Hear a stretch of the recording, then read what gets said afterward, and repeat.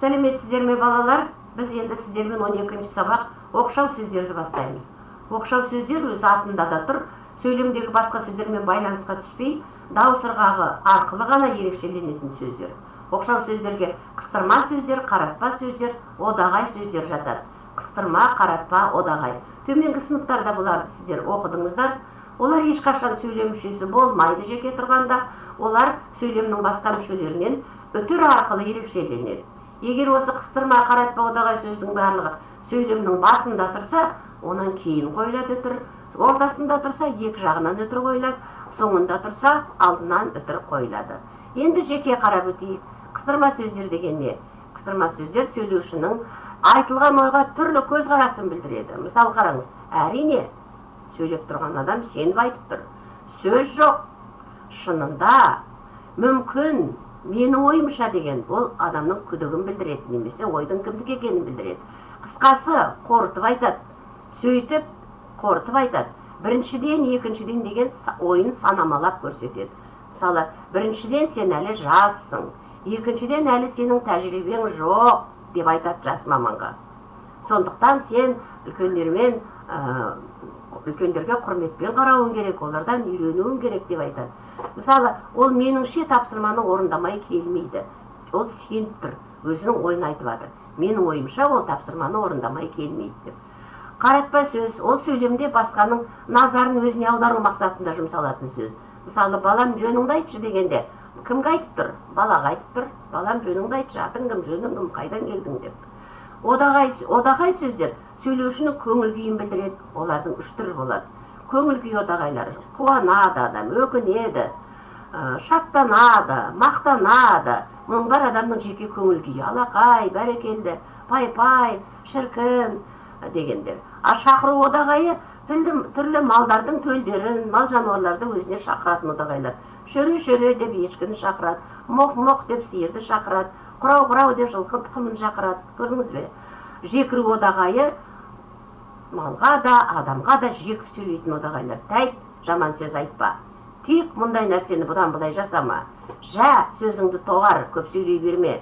Шәйт, пырс, бұлар малға, мысалға мысыққа айтылатын сөздер. Бұл жекіру одағайлары. Сөздің өзінде тұр ғой, жекіру деп.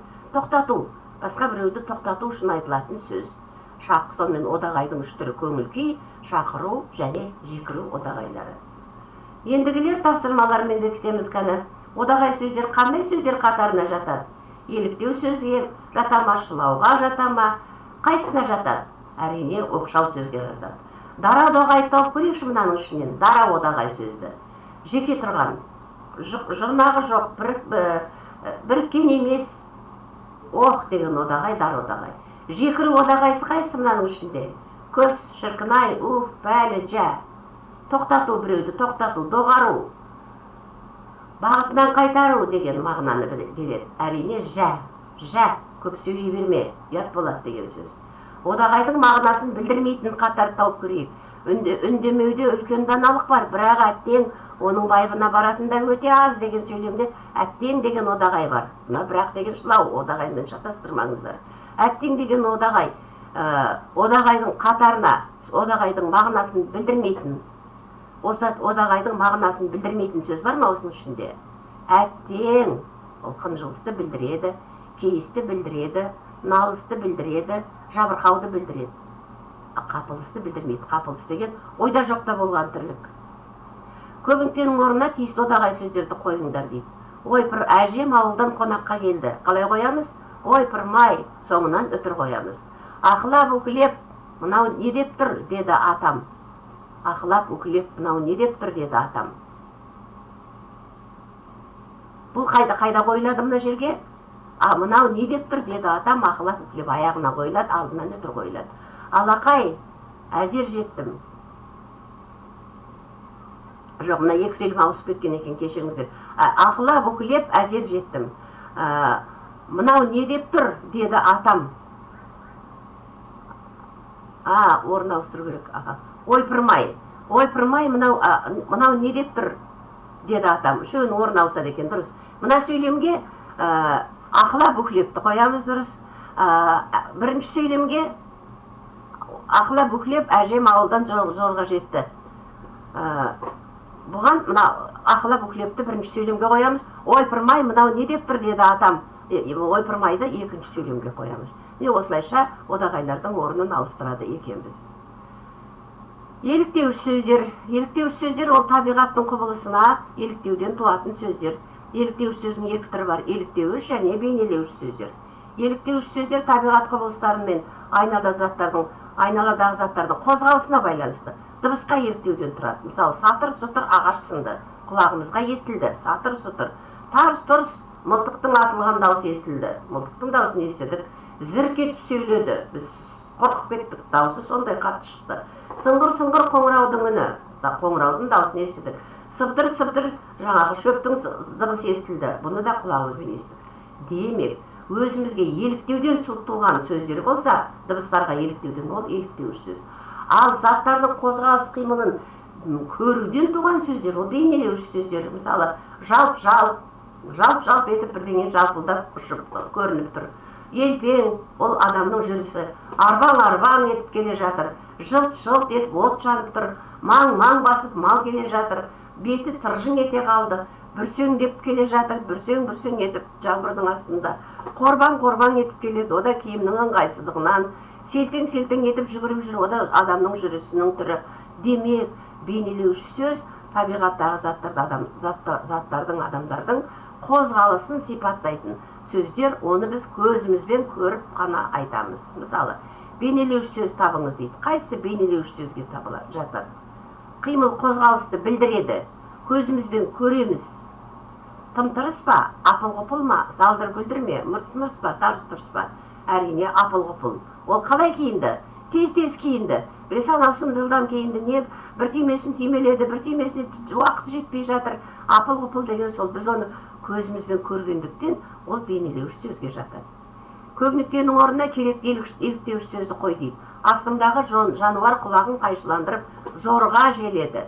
Мал ғой, жануар, жылқы. Қалай желеді? Желіп жүру дегені бар ғой, жылқының жай шаппайды, жылқы желеді. Бұрқ-сарқ желе ме, ажыраң желе ме, борт-борт желе ме, құж-құж желе ме, далаң-дұлаң желе ме? Қараңызшы, далаң-дұлаң жүгіреді адам. Құж-құж етке құмырсқа өзінің яшығынан құж-құж етіп шығып жатыр. Ажыраң етіп қарайды біреуге біреу ала көзімен. Бұрқ-сарқ етіп суыма тамақ бақ, су қайнайды. А жылқы борт-борт желеді. Бұл бейнелеуіш сөз. Еліктеу сөзді тіркесті көрсетті. Қайсы еліктеу сөзді тіркесі осы жерде? Сылқ-сылқ күледі ме, емін-еркін отырды, мыңға жуық әттен естімедім, ақырында баттады. Еліктеу сөз қайсы? Әрине сылқ-сылқ күледі. Біз оның күлкісін естіп, осылай деп айтамыз. Бүгінгі сабақ осындай үш түрлі тақырыпты игеріп тұр. Оқшау сөздер, қаратпа, қыстырма, одағай сөздер. Оны сіздер төменгі сыныптан білесіздер. Мен күте тұрам, суретке түсіріп алыңыздар. Оқшау сөздердің түрлері.